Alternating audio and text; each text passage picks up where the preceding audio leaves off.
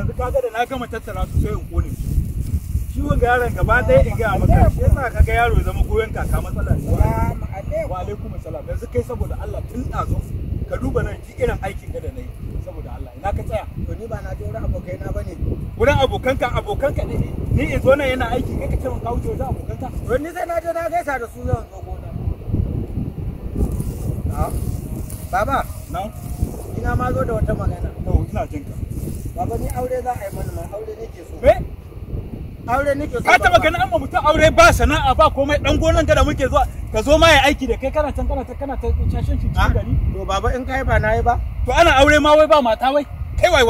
wai zai so sakare irin ka saboda Allah ni baba ina da mata kana da mata mana kamar ya kana da mata waye matan naka Hajiya babba watawa yanzu kai don ubanka uwa ta za ka aura to ni ba uwa na kake aure ba